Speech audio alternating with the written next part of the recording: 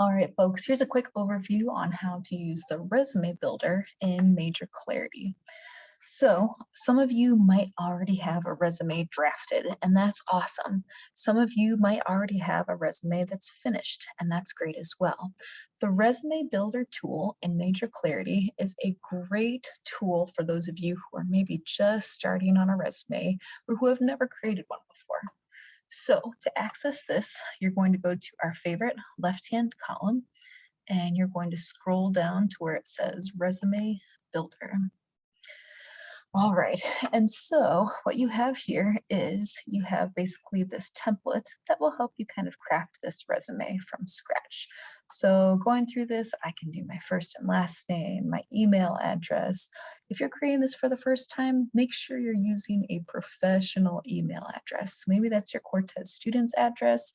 Maybe you have a professional one that's through Gmail or Yahoo or something like that. What you don't want to put here is like that embarrassing email that you made for yourself in 7th grade.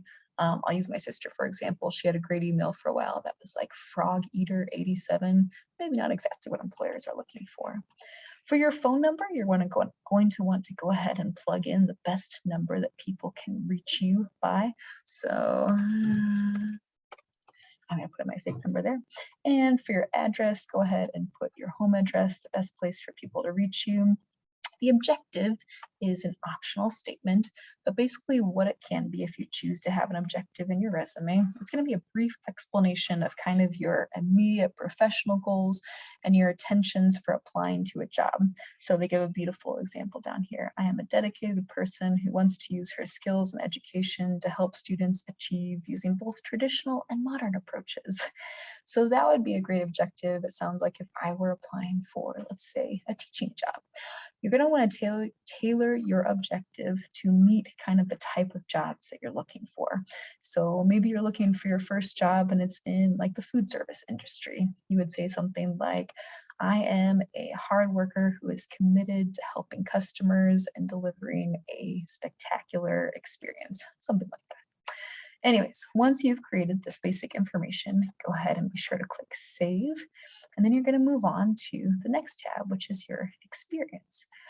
So if you have work experience, this is a great place to add it. So I'm going to think about my first job when I was in high school. I worked at a Pizza Hut in Morton, Illinois.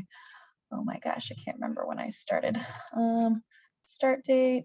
So this might take a little bit of scrolling. I'm not going to go back in time. I'm going to say I started, oh boy, way back when. Okay, for our purposes today, so I'm not scrolling for 10 years. Let's say I started October of 2018, and let's say I finished on Saturday. When I was at Pizza Hut, my job was a server. My job description, and here you want to be as detailed as you can be, and you want to make sure you're using professional terms.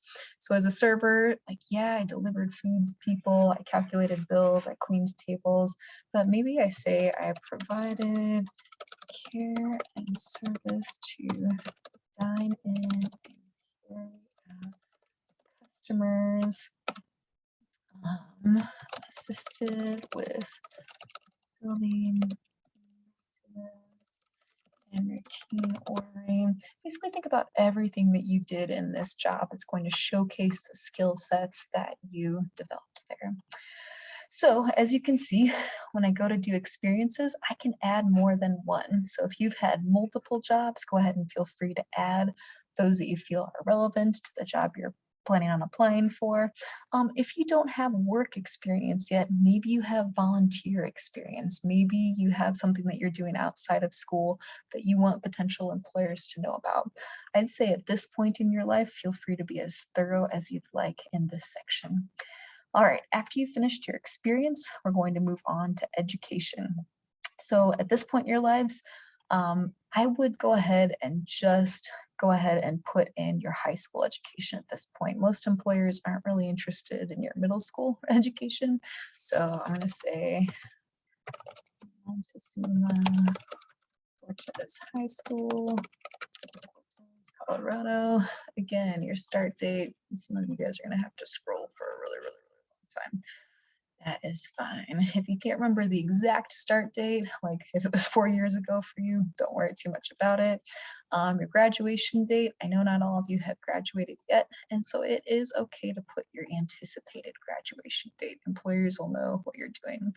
Obviously, for degree awarded, you only have to worry about that for if you're putting it in a college. In high school, we all get the same diploma, right, or close to it. And go ahead and put your closest estimation for your GPA if you don't know what it is. If you have specific awards or honors, this is a great place to put them. Basically, employers just want to get an idea of where you're at. After you've done that, you can save it. And the final portion of this is going to be your skills. So for skill group, try to think about things that you can do. So maybe I would say in technology, I could say that I'm competent at PowerPoint, Microsoft Word. I guess PowerPoint is spelled like that. Microsoft Excel, things like that. So if you're not sure what skill set you have, maybe brainstorm with your teacher, but go ahead and fill that out as best you can. All right, so once you have saved that, you have completed all these 4 tabs, you can go ahead and review and download your resume as a PDF. And ta-da, you have this very professional looking kind of starter PDF of your resume. You can go back and revisit at any point in time, or if you want to download a customizable document, it'll go ahead and download as a Microsoft Word document that you can go in and edit even further if you wish before you put it out and share with others. So as you can see, it doesn't look quite as pretty, but it does allow me to go in and edit it and change things and make it look exactly the way I want to. All right, lastly, you will notice under each of these tabs, there is this place for a cover letter. So if you wanted to get practice writing a cover letter, or maybe you have an existing one that you've used before, you can go ahead and click New Cover Letter. You can put the name for it. You can put the recipient, and you can go ahead and copy and paste the body of that letter into here, just so you have that in your portfolio as well, if you wish. All right, so that is a brief video just detailing how you might use the Major Clarity Resume Builder.